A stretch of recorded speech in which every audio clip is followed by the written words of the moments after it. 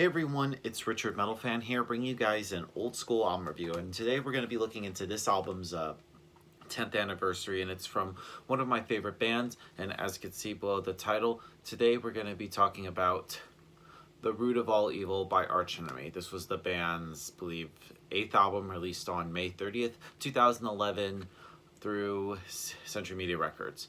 Now, this of course follows up, well, either you count The Root of All Evil for a studio album, even though that's just an album of re-recorded songs,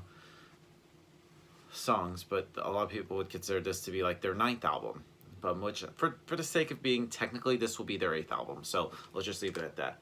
Now, this follows up either Rise of the Tyrant or The Root of All Evil.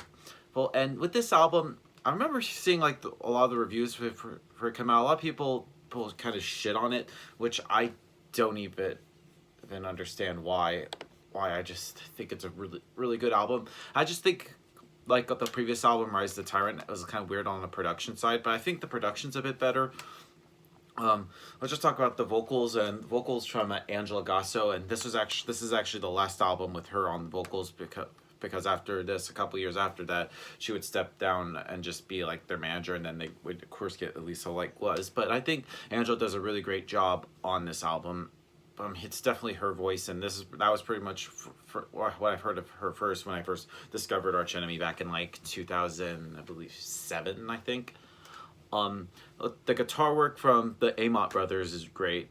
Christopher and Michael come with some really great riffs, and just I don't know. I like they're riff gods. I mean, of course, Michael has played, I believe, with Carcass and stuff, and Christopher is now killing it with Dark Tranquillity.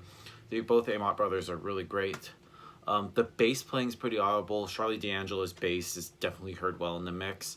And drumming wise from Daniel Erlandson. In my opinion, him along with his brother Adrian, who's with At the Gates, are one of the most underrated drummers in metal. And Daniel does a really great job. Still one of my favorite drummers ever. So without further ado, let's just dive into this album track by track. Now, starting things off is a little instrumental called Khaos Overture, which begins with sort of like a very melodic a little bit, and it sort of much sets like the atmosphere for what you expect, which then leads to the next song, which is called Yesterday is Dead and Gone, which I believe is the first single released from this album, and it really shows off some really great guitars.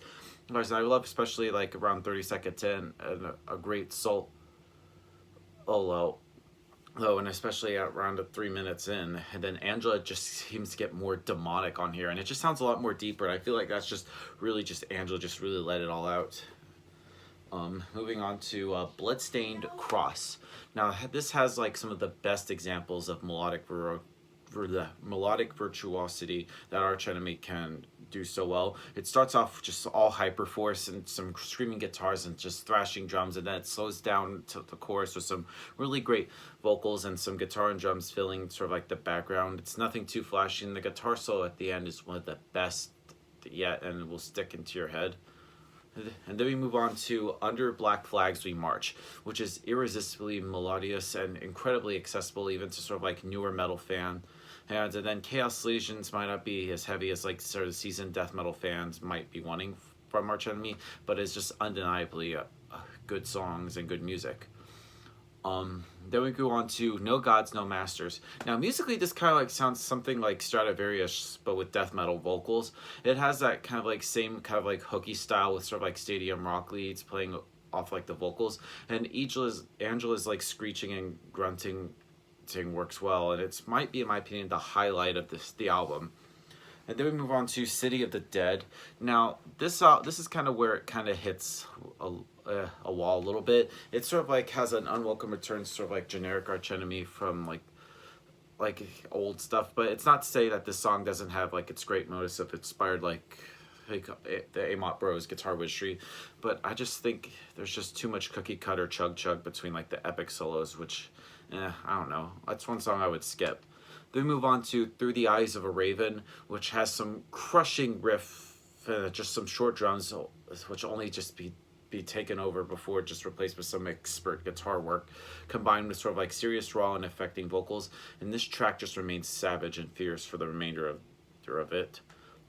Cruelty Without Beauty. Now this is another classic metal song. It is kind of like a hybrid of like Arch Enemy's sort of like speed metal with death metal elements, such as like blast beats, some really symphonic kind of overtones, and a darker guitar shredding. And the slow intro will fool you into thinking that would be a slower type of song, which I don't think it exists, especially in Arch Enemy's vocabulary and really at that point in their career.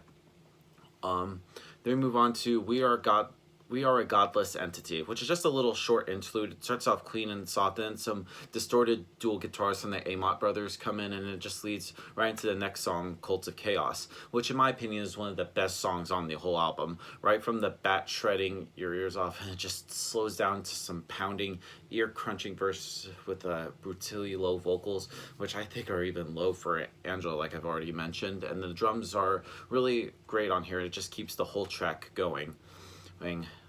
Next up is Thorn in My Flesh. Now this is, in my opinion, the most demonic I've ever heard Angela's vocals, and the abuse that her throat has endured throughout her run is just amazing me. And the guitars in this song just remind me a lot of one of their older songs called Hybrid of Steel, and it's really just soars above the rest of the music. It sounds tighter than the rest of the album, and the solos here are really legendary. It seems covering just like the entire fretboard all together, and there. And then we get to Turn Into Dust, which is a little short piece, which is only like 40 seconds long, which I don't even know why this is a separate track. I feel like it's kind of filler, and they should have like combined it with the next song, which is Vengeance Is Mine. Now it just starts off really fast with a drum fill and just some fast tremolo guitars, and this is probably the fastest song on this whole album. It's fucking awesome. And then we close with Secrets, which I thought was a pretty solid way to end this album. Now overall, Chaos Legions by Arch Enemy is a pretty good album. So if I were to give this album a score, I'm going to give this a solid 8 or an 8.5 out of 10. So yeah, that's my review of Chaos Legions by Arch Enemy, guys. Let me know in the comments what you guys think about the album, and I'll see you all in the next video. And as always, keep it metal.